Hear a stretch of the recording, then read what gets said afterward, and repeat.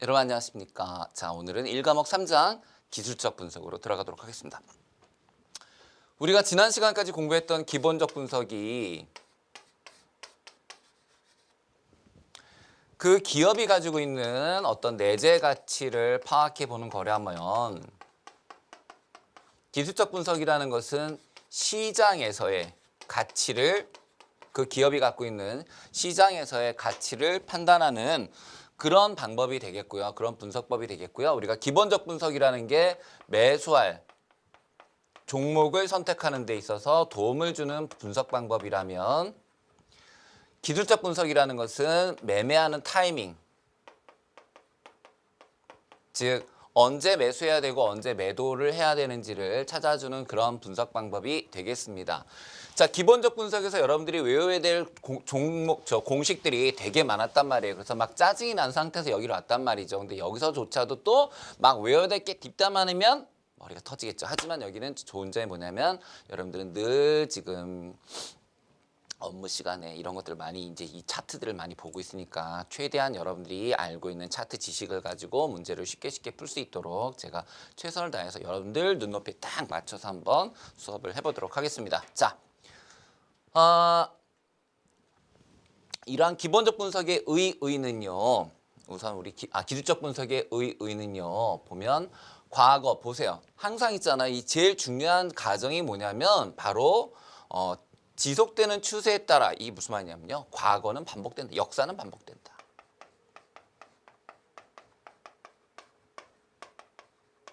자, 역사는 반복된다는 거예요. 즉 옛날에 올랐어. 지금 떨어졌어. 어떻게 돼? 올라가서 어떻게 돼? 떨어져. 올라가, 떨어져. 이거죠.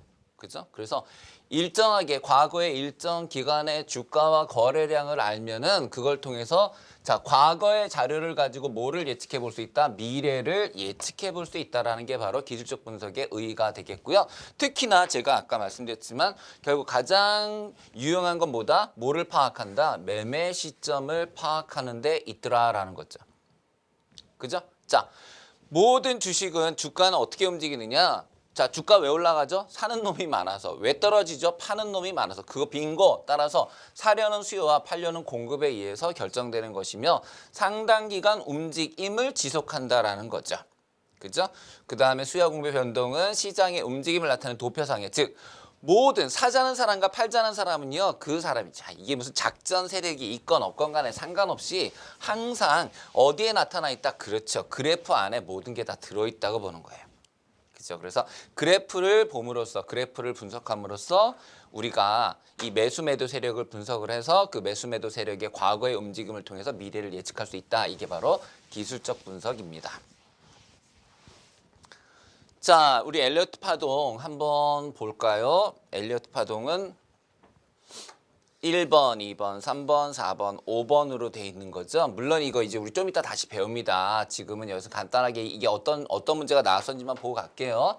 엘리어트가 발견한 가격 변동의 법칙은 5번의 상승 파동과, 자, 하나, 둘, 셋, 그 다음에 떨어질 때 하나, 둘, 셋, 3개, 3번의 하락 파동으로 구성된다. 1번, 3번, 5번이 충격 파동이고, 자, 충격 파동이라는 것은 그 방향과 맞는 걸 말하는 겁니다. 1번, 3번, 5번이 충격 파동, 2번, 4번, 그 다음에 A, C가 조정 파동 틀렸죠. 왜냐하면 떨어질 때에는요, 이게 방향이 되니까, 즉 A와 C가 충격 파동이 되고 B 파동이 조정 파동이 되는 거죠. 그래서 정답이 2번이 되는 그런 문제입니다. 쌤 모르겠어요. 에이, 여러분들 엘리어트 파동 실전에서 많이 보시잖아요. 요건 좀 이따 다시 구체적으로 어떤 게 출제되는지 봐드릴게요. 자, 이런 게 바로 대표적인 유형이다. 엘리어트 파동은 거의 매년 나옵니다. 거의 매년. 자, 일로 와볼게요. 이제 여러분 첫 번째 거를 보시겠습니다. 이제 자, 기술적 분석에서 도표의 종류에 해당하는데요. 봉도표라는 건 이렇게 몸통을 가진 거를 말하는 거죠. 자, 그런데 이 미국식 봉도표에는 뭐가 없냐면요, 이 몸통의 두께가 없어요. 몸통의 두께가 없이 그냥 선으로 그려지는데요. 밑에 낮은 선이 그날의 저가고요. 예를 들어 일봉이라면 그 다음에 제일 위에 있는 게 고가고요. 종가가 이렇게 됩니다. 예를 들어서 900원. 오늘 저가는 900원이었고 오늘 고가는 1,100원이었는데 끝날 때는 1,000원으로 끝났다. 자, 이거거든요. 여러분, 뭐가 없어요? 그렇죠. 바로 미국식 봉도표에는 시가가 없어요. 그러니까 끝날 때 1,000원으로 끝난 건 알겠는데 이게 없어요. 전통적인 미국식 도표에는 시가가 없습니다. 그래서 그걸 변형시켜서 보완한 형태가 바로 요 옆에다가 이렇게 시가를 하나 붙이자는 거예요. 되셨죠? 예, 요걸 뭐라고 한다? 이렇게 몸통에 두께가 없는 걸 우리가 미국식 봉도표라고 하고, 미국식 봉도표는 기본적으로는 시가가 없는 형태고요. 자, 우리가 이제 그래프에서 흔히 보고 있는 이게 바로 일본식 도표죠. 자, 일본식 도표는 시가와 종가는 몸통으로 나타내고요. 그 다음에 고가와 저가는 꼬리로 나타내게 됩니다. 자, 이랬을 때 몸통의 색깔이 빨간색이거나 혹은 흰색, 이게 주가가 상승하는 거를 말하고요. 우리가 이걸 뭐라고 얘기해요? 양봉이라고 얘기하죠. 그 다음에 반대로 이 그림처럼 자, 시가보다 종가가 하락해서 끝날 경우에는 파란색으로 그리거나 혹은 검은색으로 그립니다. 이렇게 검은색으로. 이걸 우리가 음봉이라고 부르죠. 되셨습니까? 자, 근데 문제는 뭐냐면은 시가와 종가가 같아져 버리면은 몸통이 없어져 버리기 때문에 바로 이런 무슨 형태가 나타나더라? 십자형이 나타날 수도 있다는 거죠.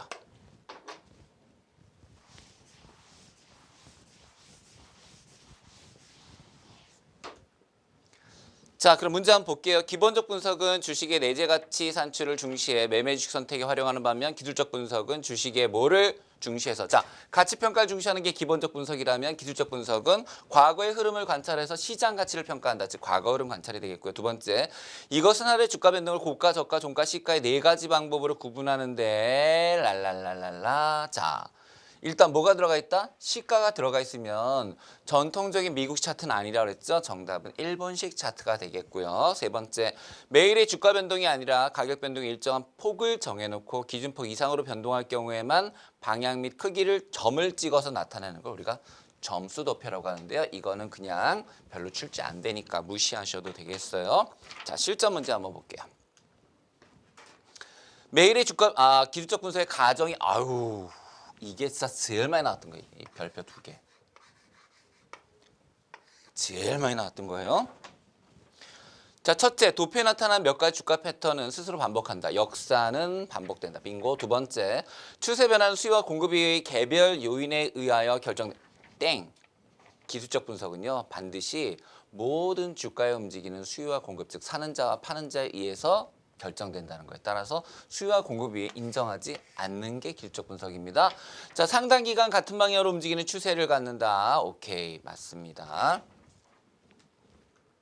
그래서 기본 가정은 수요와 공급, 이게 제일 중요한 거죠. 오케이, 나머지 읽어보시고요. 자, 두 번째, 다오 이론으로 가보도록 하겠습니다. 자, 우리가 다오 이론이라는 것은 바로 요거를 말하는 거예요. 다오라는 건 요걸 말하는데요. 우선 여러분들 이건 암기하셔야 될 게 있습니다. 강세와 약세로 나누어집니다. 강세는 매상과, 그 다음에 약세는 분공침, 이렇게 됩니다. 매상과 분공침. 그래서 매집, 상승, 과열, 분산, 공포, 침체입니다. 쌤, 뭔가요? 제가 그래프로 다시 자세하게 설명을 해드릴게요. 자, 우리 참 외국인들이 잘하는 게 있죠. 외국인 투자자들은 정말 기가 막히게 바닥에서 매집을 합니다. 티가 안 나게 하죠. 그죠? 그러니까 이걸 너무 갑자기 하나도 안 사다가 어느 날 갑자기 사게 되면은 의심하잖아요. 그러니까 그 전에도 조금씩 사지만 어느 날 갑자기 많이 재금씩 많이 살 때가 있어요. 그죠? 그게 바로 매집 단계죠. 바닥에서 매집을 합니다. 자, 주로 여기다 던진 사람이 있으니까 살 거 아니에요. 누가 던져요? 그렇죠. 개미들이 던져요. 개미들이 막 던지면 그걸 다 삽니다. 사가지고 쫙 올립니다. 자, 이게 쫙 올라서 이제 막 과열 단계에 도달하게 되면 누가 들어오기 시작해? 개미들이 들어옵니다. 자, 개미들이 들어오고 나면 이제 팔 때가 됐구나라는 생각을 가지고 외국인과 기관 투자자들은 그 달려 들어온 개미들한테 던져주죠. 야, 이거 먹어. 그러면 열심히 먹습니다. 개미들이. 자, 개미는 먹지만 개미가 먹은 걸 사줄 사람은 없죠. 봐요.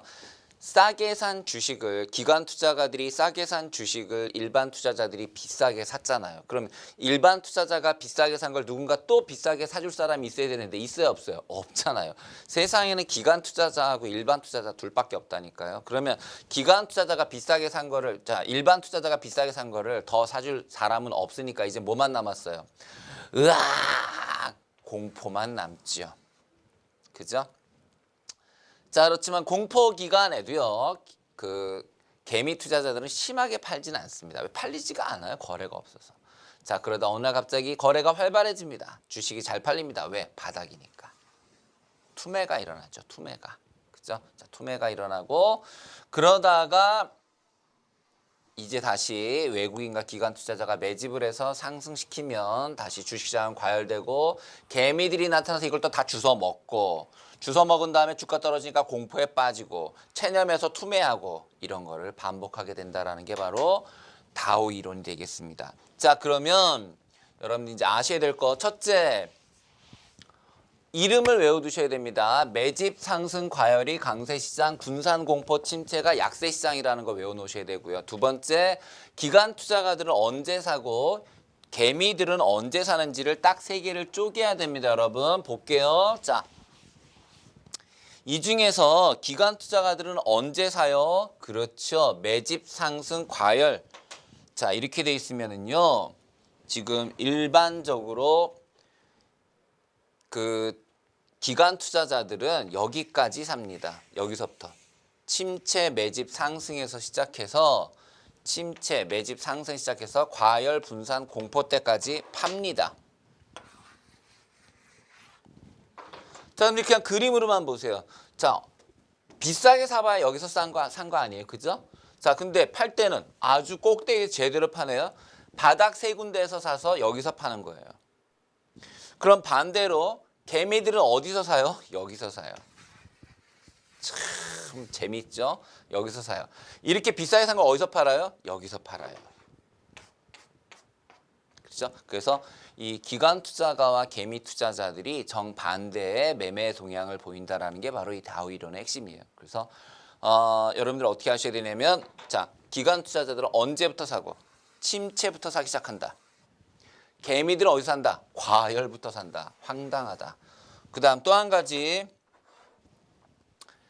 주가 수익률이 제일 높은 단계는 어디냐? 여기예요. 선생님 여기 아니에요? 아니에요. 여기. 이건 수직상 보세요. 기울기가 완전 급하죠. 그러니까 이때 주가 수익률이 수익성이 가장 높은 구간이 되겠습니다. 자, 외울 때 어떻게 외운다? 매상과 그 다음에 분공침. 자, 매상가가 강세시장, 분공침이 약세시장인데 오히려 기관 투자가들은 언제부터 사기 시작한다? 공포 때부터. 일반 투자자가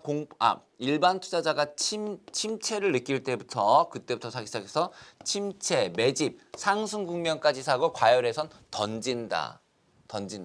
하지만 개미 투자자들은 오히려 어디서? 과열에서부터 사기 시작한다. 자, 문제 어떻게 나오는지 한번 볼게요.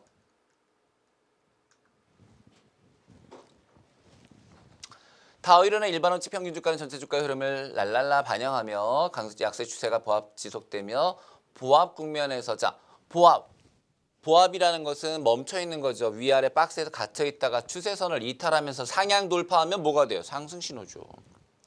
그다음 두 번째, 이것은 일반 투자자의 투매 현상으로 보세요. 자, 이건 문제 어떻게 풀어야 되는지 볼게요. 일반 투자자가 투매예요. 시간이 지날수록 주가는 하락하지만 주가의 낙폭은 작아져요. 투매가 나타난대요. 그렇다면 이거는 약세 시장이라는 거 알 수 있잖아요. 그러니까 약세 시장의 세 군데가 뭐였죠? 분공침이었지 않습니까? 분공침. 그럼 매집은 상승 국면이니까 안 되죠. 그죠? 침체 국면이 답이 되는 거고요. 자, 아까 뭐라고 말씀드렸냐면은 분공침. 자, 침부터 뭐 한다 그랬죠? 침체부터 오히려 기관 투자자들은 매수를 하기 시작하기 때문에 주가는 하락하지만 그 하락한 주가를 전부 기관 투자가가 받아가서 전문 투자자가 받아가서 낙폭은 작아지면서 거래량은 늘어나는 시기입니다. 그다음 전문 투자자는 공포심을 갖는 반면에 일반 투자자들이 확신을 갖는 국면이 어디냐 그랬는데요. 자, 전문 투자자가 공포심을 갖지만 일반 투자자는 확신을 갖는 것은 바로 강세 이국면이 잠깐만요. 그렇죠.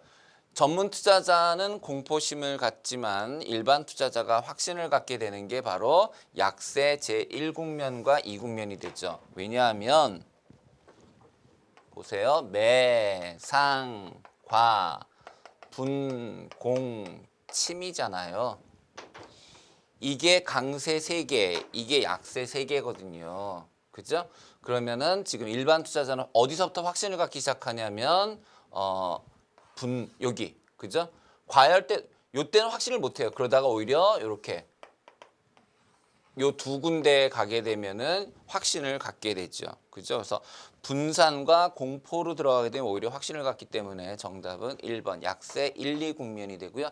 강세 2, 3 국면은 요거는 상승과 과열이거든요. 이때는 일반 투자자는 확신을 갖지 못하죠.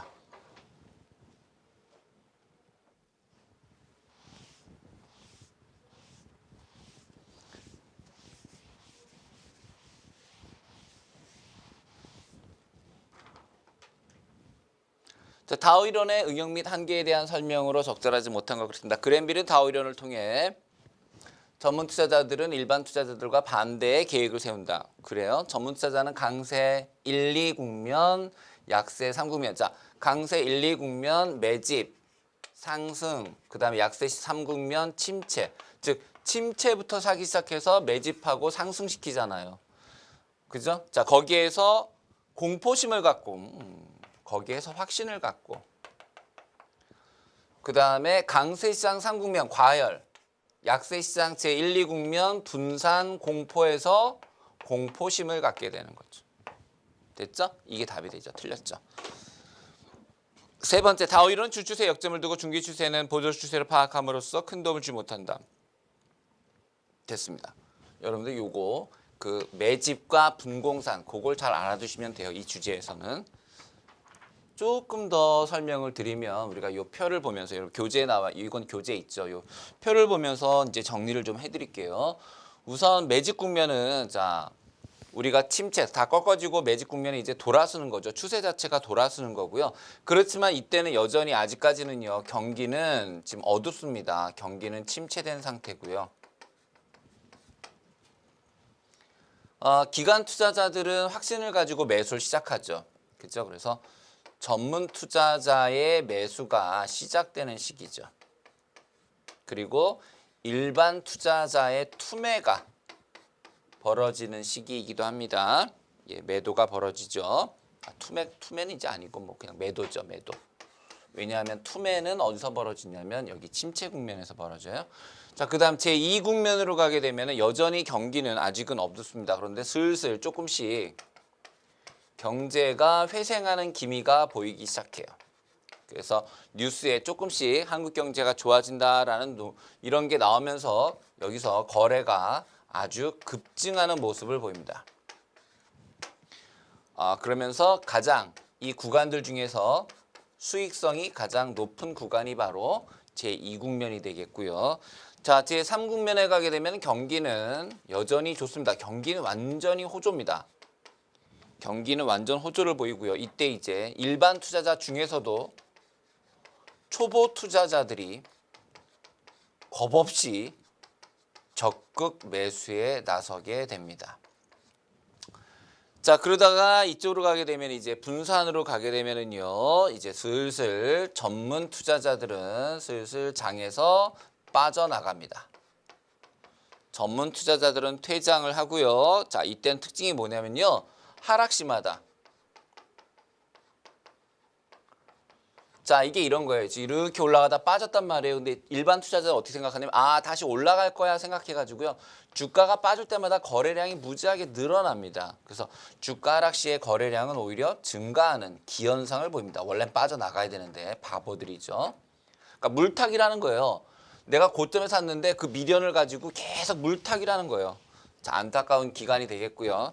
그 다음에 이제 공포로 들어가게 되면은 이때는 이제 경기가 다시 악화되기 시작합니다. 경기가 악화되기 시작하고요. 그러면서 주가가 가장 폭락하는 공포의 시기인데 거래가 잘 안 됩니다. 이때는. 자, 이러다가 이제 더 떨어지게 되면은 거의 바다에 가까워지게 되면은 일반 투자자들의 투매가 벌어지고요. 그러면서도 낙폭 자체는 슬슬 감소하기 시작합니다. 됐습니까? 예, 여러분들 뭐 잘 아시는 내용이라고 생각이 들어요.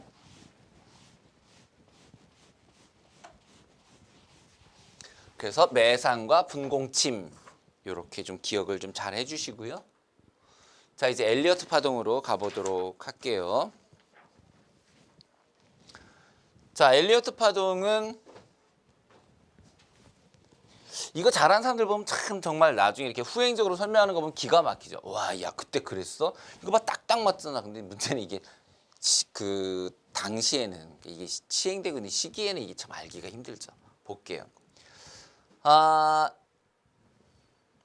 뭐 파동이 잔파동이 많지만 우리가 이거를 좀 큰 파동으로 보면은 하나, 둘, 셋, 넷, 다섯. 1부터 5까지는 계속 상승하잖아요.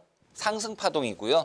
그 다음에 A, B, C 하락 파동인데요.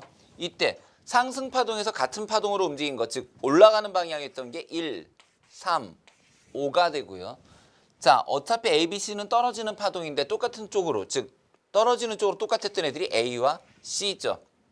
지금 우리가 봤었던 상승 5파에서 상승하는 1, 3, 5, 하락 3파에서 하락하는 A, C, 이걸 우리가 충격 파동이라고 하고요.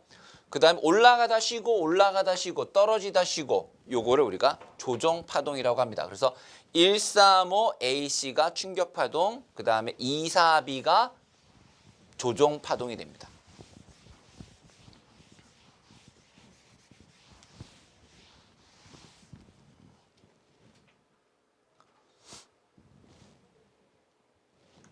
이 시험에 제일 많이 나오는 건 바로 이거예요, 여러분. 이거. 절대불가침의 법칙. 자, 이건 뭐 엘리어트가 나온다라고 하면은 다른 내용이 나오더라도 답은 바로 이 세 개 중에 하나일 가능성이 제일 커요. 자, 우선 2번 파동의 저점은 1번 파동의 저점보다 반드시 높아야 된다. 자, 2번의 저점이 1번의 저점보다 높아야 된다는 건 어려운 거 아니에요. 2번의 저점이 여기잖아요. 1번의 저점은 여기란 말이에요. 얘가 더 떨어질 수 있는데 이걸 깨고 내려가 버리면 이건 엘리어트 파동이 아니라는 거예요. 됐죠?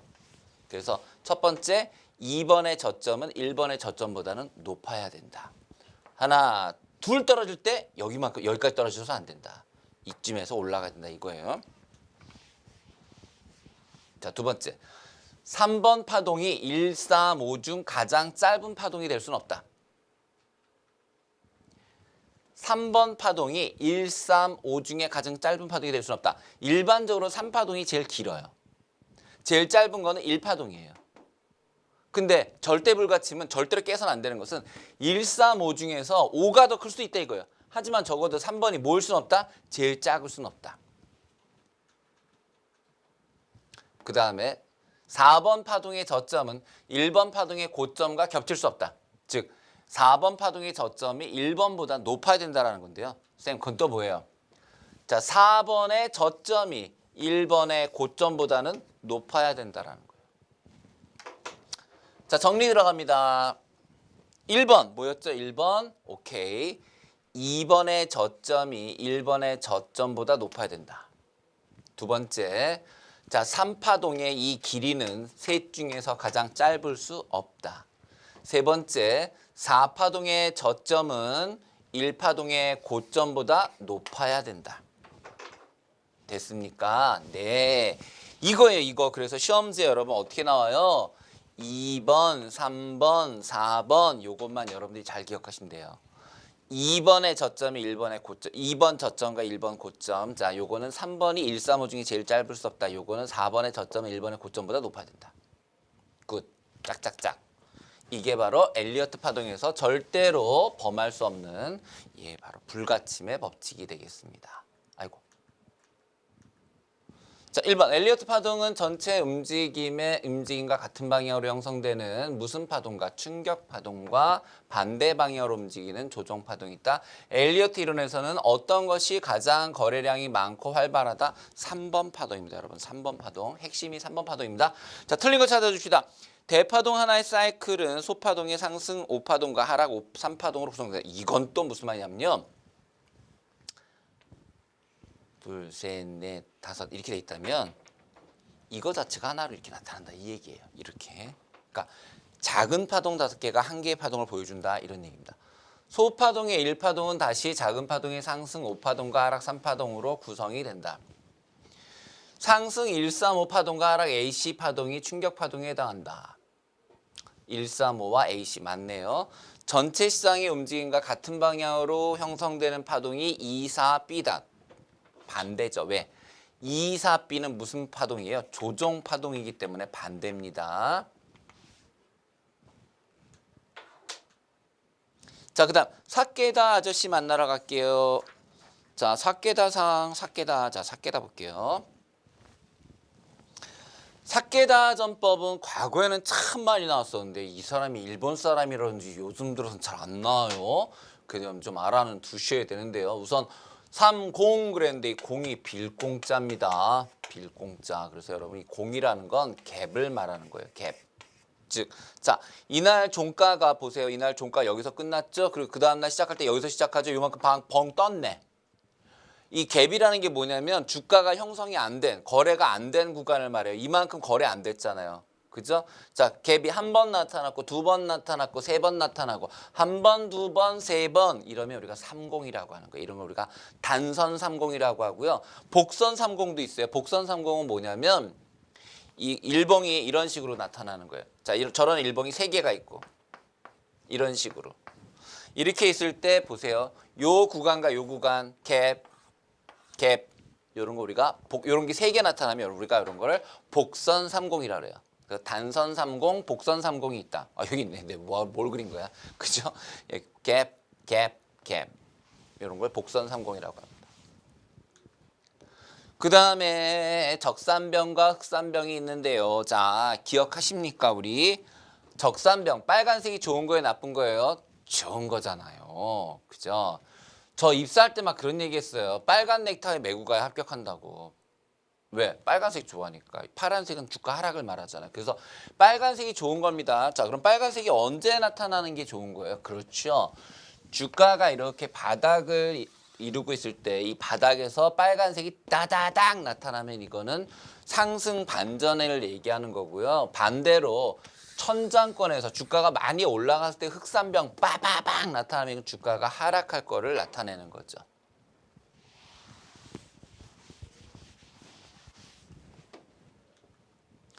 그 다음에 삼산이라는 것은 여러분들이 잘 알고 있는 그 헤드앤숄더를 사케다가 말한 건데요.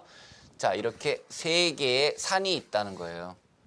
이게 의미하는 건요. 보시면 지금 누가 고점이든지 간에 보시면 이렇게 대충 자 고점을 연결해 보면 한 이 정도가 되잖아요. 이거를 3번 다 뚫지 못했다는 뜻이에요. 고점을 3번 다 뚫지 못하면 삼산이 이제 뭐만 남은 거예요? 하락하는 것만 남은 거예요. 자, 그에 비해서 3000이라는 건요. 이렇게 3번 바닥을 찍는 거예요.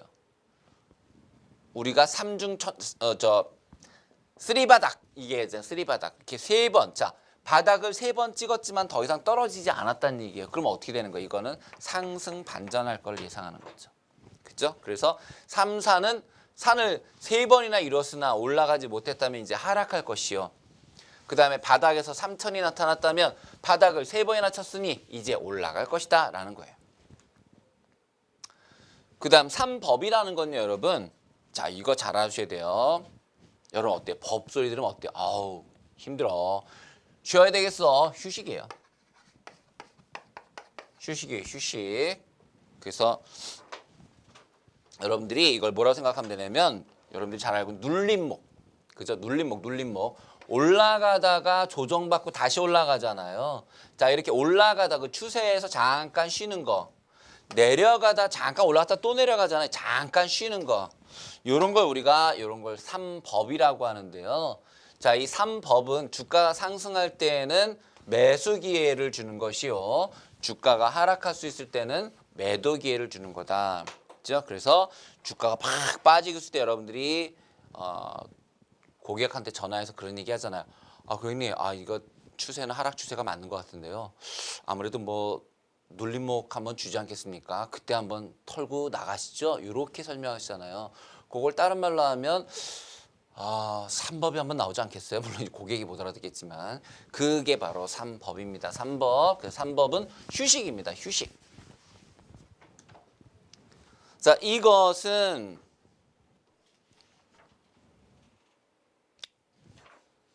주가가 일정 폭 이상 상승한, 보세요. 자, 여러분 뭘 주셔야 되냐면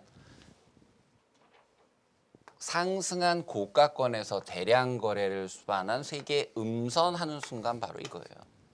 자, 왜? 고가권에서 3번 나타나면 하락, 저가에서 3번 나타나면 상승이니까요. 그 다음 두 번째, 매도, 매수점의 포착을 위한 관망, 쉰대. 휴식, 관망, 휴식, 3법. 3, 4는 3번 올라가는데도 못 올라가니까 얘는 이제 하락.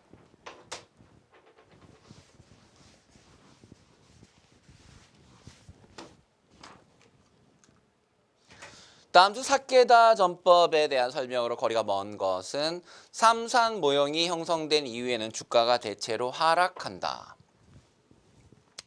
자, 삼산이 형성된 다음에는 삼산. 그러네. 이중천장형의 두 번째 고점에서 쌤 이건 안 배웠어요. 그래 보세요. 이중천정은 뭐냐면요. 이건 3번, 천정이 3번 있는 거잖아. 이건 2번 이렇게 있는 거야. 그런데 2번 있는데 이 두 번째에서 있잖아요. 흑산병. 즉 주가가 하락한다는 흑산병이 3개가 딱 나타났대. 그럼 고점에서 이렇게 음선이 나타나면 어떻게 되는 거야? 떨어지는 거지. 뭔 상승? 정답은 2번. 그런데 바닥에서 주가가 쫙 바닥을 찍고 있는데 여기서 상승하는 양봉 3개 딱 나타나면 상승. 그 다음에 30이라는 것은 갭을 따다닥 만드는 건데 하나씩 만들 때는 단선 30, 얘네들이 각각 이렇게 여러 개가 있을 때는 복선 30, 빙고. 정답은 2번.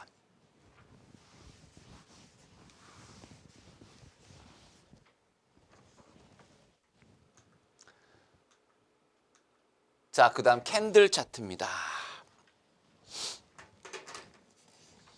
자, 캔들 차트는요. 이건 진짜 무조건 나온다 보시면 됩니다. 이거는 무조건 출제된다.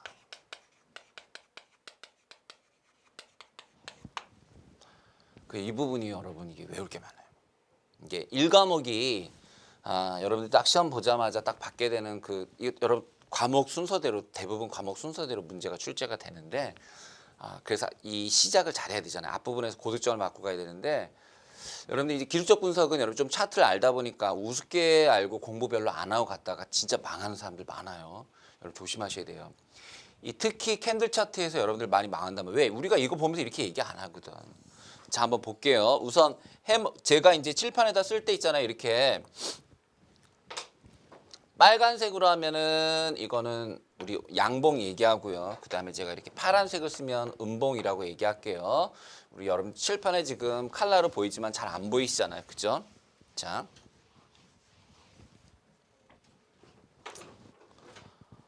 우선 첫 번째 해머형이다 그랬는데 해머의 모양을 생각해 보세요. 해머의 모양. 자, 해머의 모양은 이렇게 머리가 있고 몸통 있겠죠. 이걸로 찍는 거 아닙니까? 자, 그런데 얘랑 똑같이 생긴 애가 누가 있냐면 교수형이 있어요. 이게 해머고 이게 교수형이에요. 쌤 장난치세요. 똑같잖아요. 대가리의 색깔이 틀리죠. 자, 해머는 해머 봐봐. 해머 빡 찍었어. 뭐가 묻어? 이 끔찍하게 피가 묻었잖아. 그치? 해머에 피가 묻어. 그럼 이거는 양봉 올라가는 거예요. 즉 바닥에서 이렇게 피 묻은 해머가 빡 나타나면 올라간다 이거예요. 야, 안 올라가? 빡! 알았어요, 올라갈게. 근데 얘는 뭐냐면요. 고점에서 어떻게 됐대요? 교수형 당했대요. 그거 어떻게 돼? 뒤져야지 뭐 어떡할 거야. 그래서 이게 파란색으로 나타나면 바로 교수형인데요. 여러분들 시험이 흑백이에요, 칼라예요? 색 칼라예요. 나가. 뭔 칼라야, 칼라. 여러분들이 보는 시험 중에서 칼라는요. 제가 알기로 우리나라 시험 중에서 칼라 시험은 한국사 능력 인정 시험. 그 칼라예요. 그거는 이제 뭐 탑이나 불상이나 이런 그림이 많이 나오니까 흑백으로 하면 시험이 안 돼요. 그래서 그것만 칼라예요. 여러분들이 보는 이 시험은 그렇게 돈이 많은 시험이 아니라서 이거 흑백이에요, 흑백. 그래서 이게 어떻게 나타나요? 얘는 그냥 이렇게. 얘는 어떻게 나타나요? 이렇게 시꺼멓게 화면에서. 제가 여기다 시꺼멓게 그릴 수가 없잖아, 그죠? 그래서 시꺼먼 애가 얘. 오케이. 자, 아무튼 해머는 빨간색. 빨간 대신해서 뭐가 나타난다? 흰색. 그죠? 그래서 바닥에서 흰색이 나타나는 게 해머고, 그 다음에 천장에서 시퍼렇게 나타나는 게 교수형. 얘는 상승, 얘는 하락. 하지만 여러분 보시면 해머가 됐건 교수형이 됐건 둘 다 지금 어때요, 여러분? 그쵸? 긴 꼬리를 갖고 있어. 이게 뭐랑 비슷해요? 오늘은 비가 오는 날 우산 들고 가야지. 어라? 우산하고 똑같네요. 그래서 우리가 얘네들을 해머나 교수형을 둘 다 무슨 형이라고 부른다? 우산형이라고 부른다.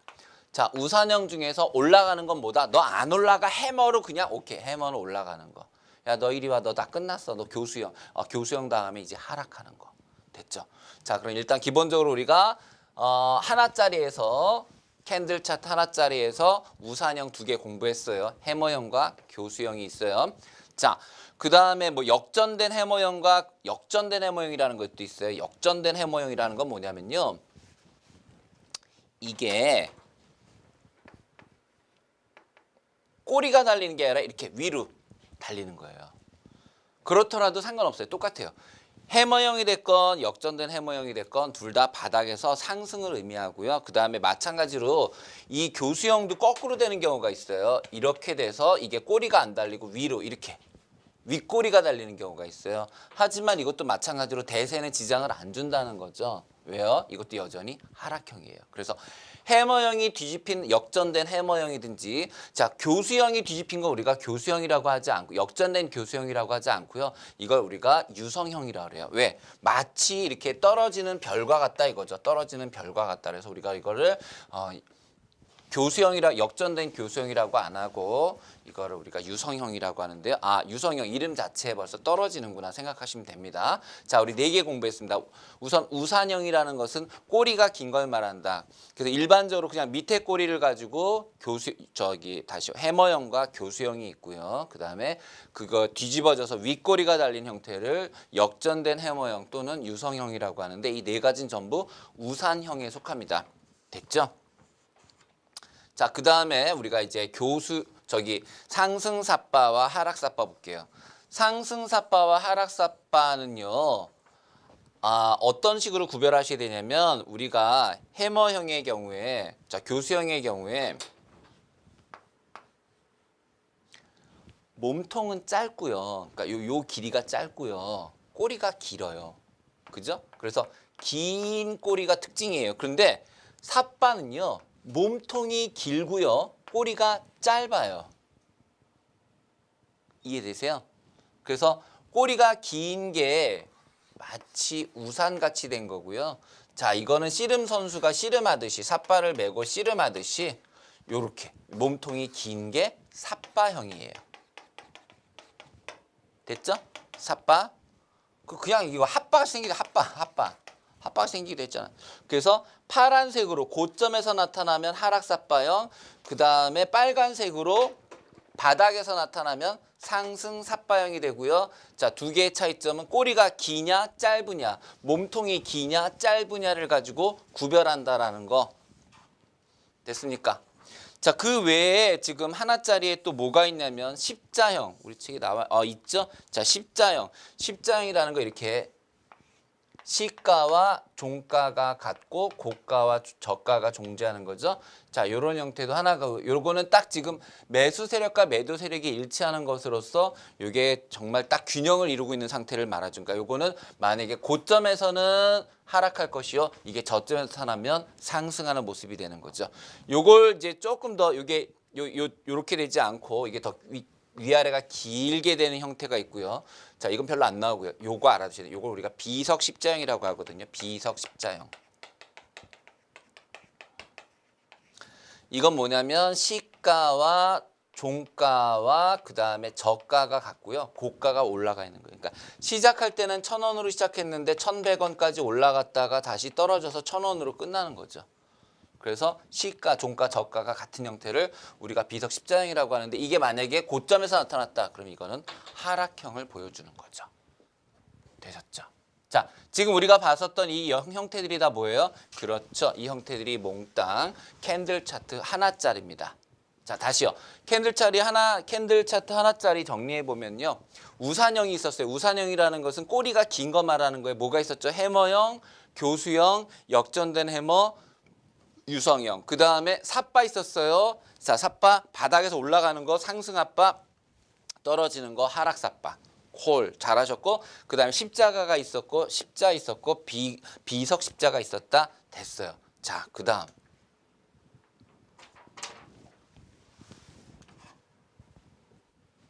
이 유성형은 아까 봤었던 우리 어떤 거랑 교수형을 뒤집은 거고, 역전된 해머형은 해머형을 뒤집은 거예요. 자, 이제 두 개의 캔들 차트로 가볼게요. 우선 여러분 이렇게 보시는 겁니다. 이렇게. 얘네 둘은 둘 다 장악형입니다. 자, 두 개의 캔들 차트라는 것은 여러분이 보시는 것처럼 이렇게 음봉과 양봉이 나란히 있는 건데요. 이게 바닥에서 딱 두 개가 나타나는 경우가 있고 천장에서 딱 두 개가 나타나는 경우가 있어요. 차이 금방 아시겠죠? 그죠? 뭘 안다는 거냐면요. 두 번째 애가 첫 번째 애를 먹어버렸죠. 그죠? 요 하고 어떻게 했어요? 먹어버렸죠. 장악해버렸죠. 첫 번째 애를 두 번째 애가 그냥 확 먹어버렸죠. 장악해버렸죠. 자, 근데 바닥에서 양선이 바닥에서 상승하는 애가 얘를 먹어버렸기 때문에 얘는 어떻게 될 거라는 거예요? 앞으로 상승할 거라는 상승 장악형이 되는 거고요. 그 다음 반대로 얘는 기껏 열심히 올라온 양봉을 긴 음봉이 확 먹어버렸으니까 얘는 하락장악이라는 거죠. 자, 중요한 건요. 다시요. 자, 저점에서는 짧은 음선 나타나고 긴 양선 나타나면서 올라가는 거고요. 그 다음에 고점에서는 짧은 양선 나타나고 긴 음선이 나타나면서 떨어진다는 거예요. 자, 장악이라는 말은 두 번째에다 붙이는데 두 번째가 첫 번째를 장악한다는 거예요. 두 번째가 첫 번째를 장악한다라는 거예요. 됐죠? 자, 캔들 차트 두 개 필요하고요. 두 번째가 첫 번째를 잡아먹을 때 우리가 이거를 장악형이라고 한다. 이름 그대로 붙이면 돼. 상승 장악형은 상승하는 거, 하락 장악형은 하락하는 거다. 일반적으로 어떻게 나온다? 그래프 없이 이름만 나온다.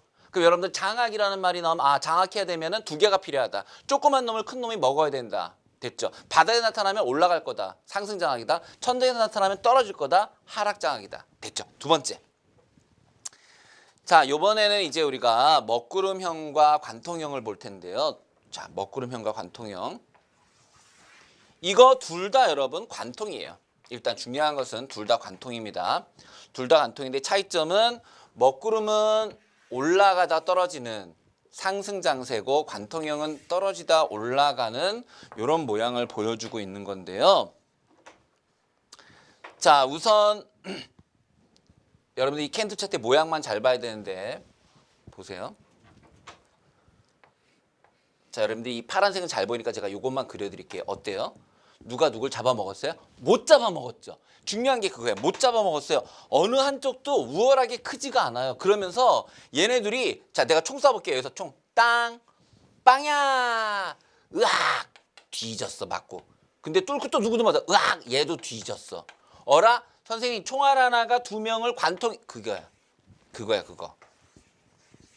그런데 이 관통형이라는 이름을 붙일 때 바닥에서 붙이는 거를 관통이라고 하고, 자, 바닥에서 딱 관통했단 말이야. 위에서도 관통했는데 얘는 어때요? 하필 꼭대기에서 관통했네. 총알 맞고, 그지? 그 이제 어떻게 돼? 아이고 주가는 먹구름이었구만. 왜? 떨어질 것밖에 더 남았겠어? 그래서 먹구름이에요. 자, 다시요. 빵 쐈어. 두 명이 다 뒤졌어. 그게 관통형이에요. 근데 이 관통이라는 이름 어디서 붙인다? 바닥에서 올라갈 때 붙여요. 그러면 올라갔다 떨어진 놈도 관통할 수 있는데 그 놈은 아이고 이제 주가가 떨어질 것만 나왔으니까 아이고 뭐가 꼈다? 먹구름이 꼈다. 됐죠? 오케이.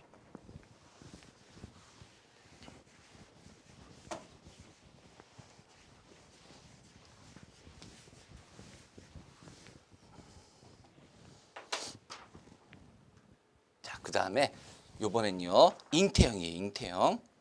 잉태형인데 이 뭐 십자까지는 필요 없고 얘네 두 개. 이게 중요해요.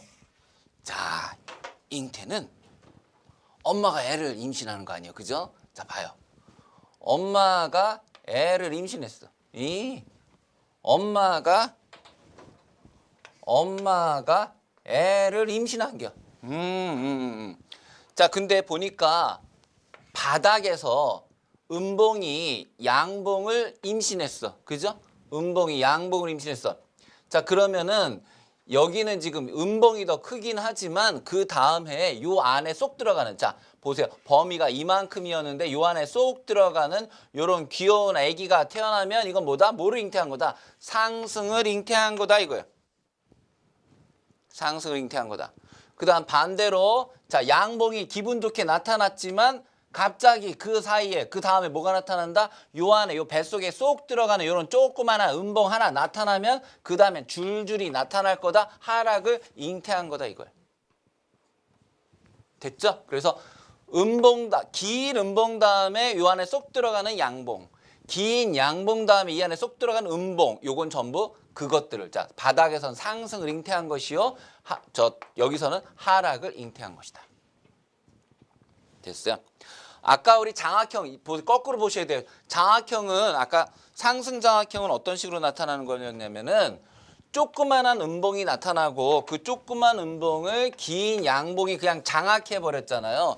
그 다음에 만약에 하락 장악형도 마찬가지인데 하락 장악형도 음봉이 요만한 게 나타나면 큰 음봉이 나서 얘를 다 잡아먹은 거란 말이에요. 그래서 여러분 보시면 음봉 양봉 순서는 똑같지만 크기가 정반대예요. 우리가 아까 장악형은 뒤에 게 큰 거고요. 잉태형은 앞에 게 큰 거예요. 장악형은 뒤에 게 큰 거고요. 잉태형은 앞에 게 큰 거예요. 그 다음 시험지 진짜 많이 나온 애가 얘인데요. 얘는 누구냐면요.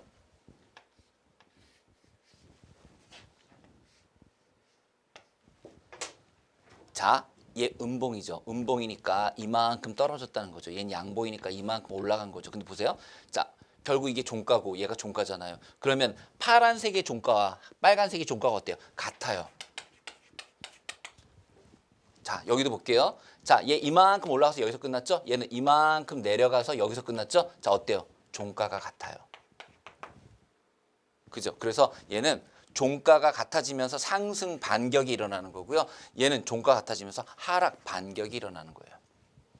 자, 다시요. 장악형이 있고 잉태형이 있고 그 다음에 반격형이 있단 말이에요. 자, 여러분들이 머릿속으로 그림을 그리면서 보셔야 된단 말이에요. 자, 장악이라는 것은 처음에 작은 게 있고 다음에 큰 게 있는 거예요. 그래서 여러분들 쉽게.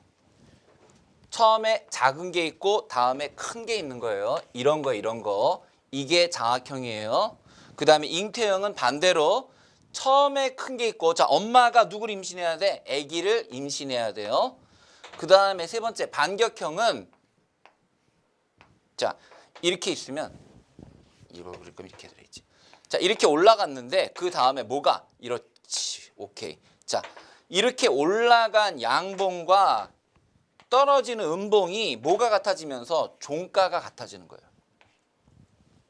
되셨습니까? 자, 얘가 얘를 장악한다. 얘가 얘를 잉태한다. 얘하고 얘는 종가가 똑같다. 그래서 장악형, 잉태형, 반격형. 이게 전부 몇 개 갖고 만드는 거예요? 2개 갖고 만드는 거라는 거죠. 그죠? 그래서 지금 제가 그려드린 이런 기본적인 형태를, 요 기본적인 형태를 여러분들이 머릿속에 넣어두시고 가야 돼요. 알겠죠?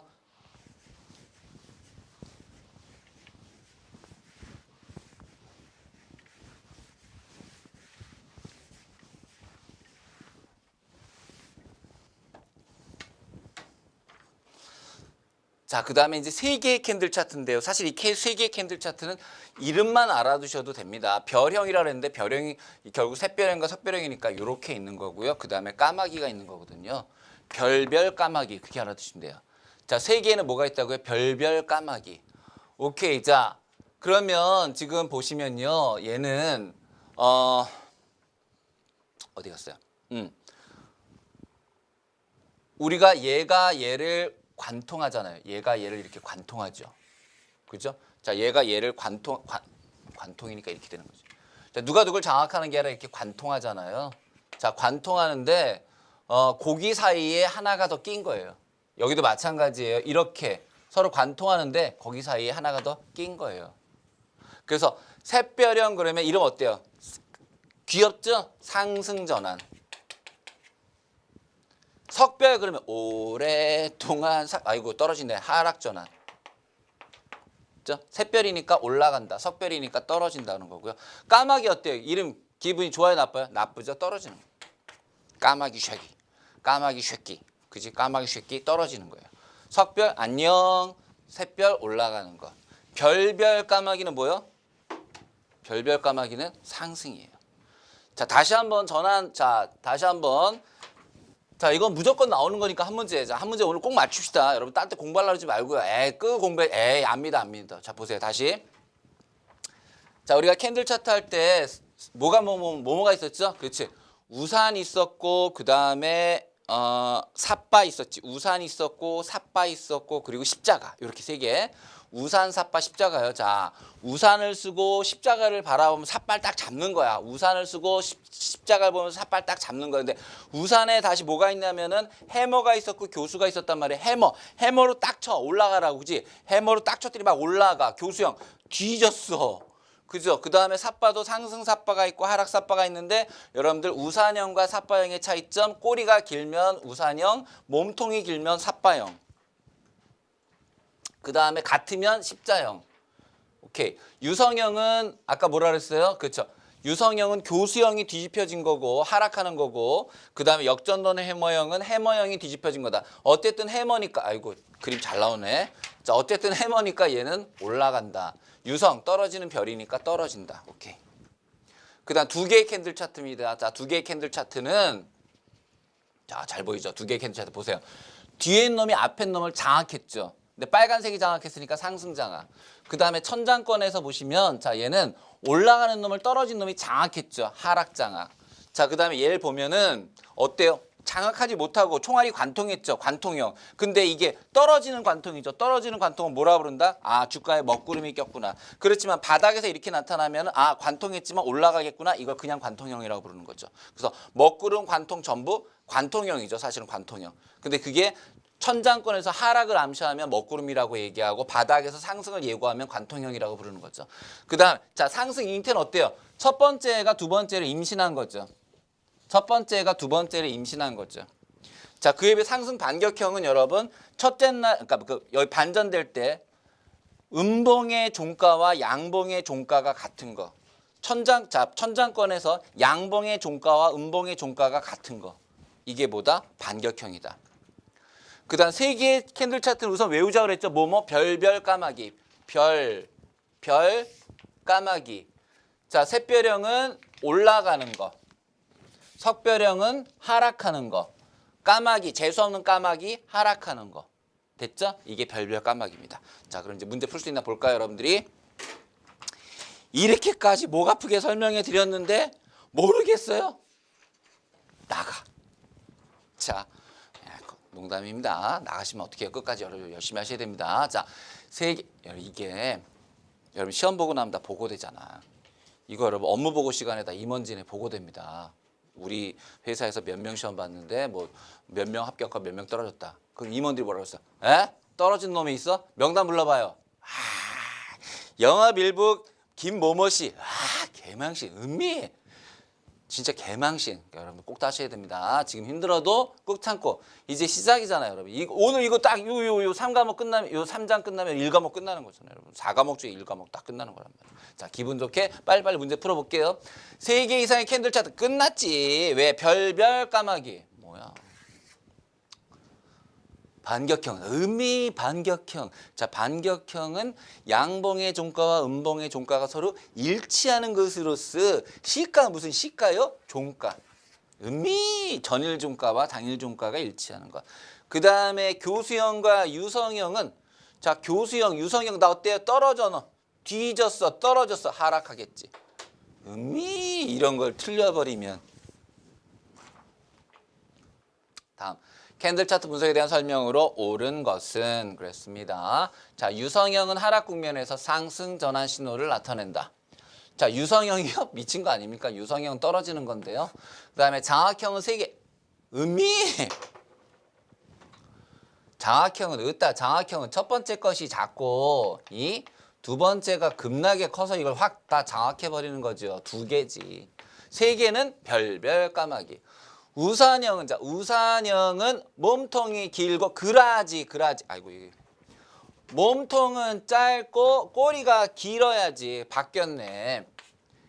행잉맨이 천장권에서 발생하면 여기서 이렇게 목매달아 뒤지시면 주가는 하락하겠지. 정답은 4번이 되는 곧단 문제가 되시겠습니다.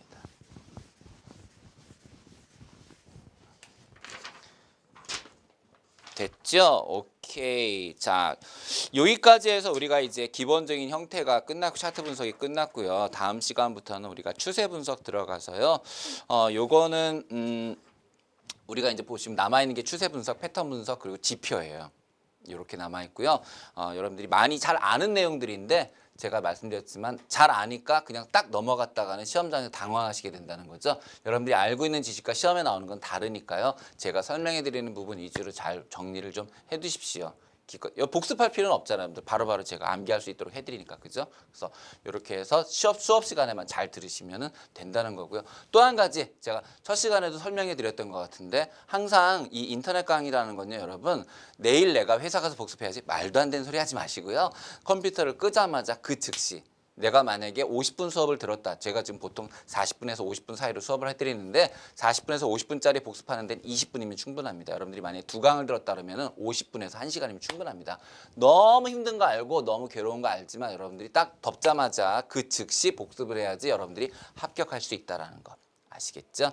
시험날 행복해지려면 꼭 그 약속 지켜주시기 바랍니다. 여러분 고생 많으셨고요. 다음 시간에 뵙겠습니다. 감사합니다.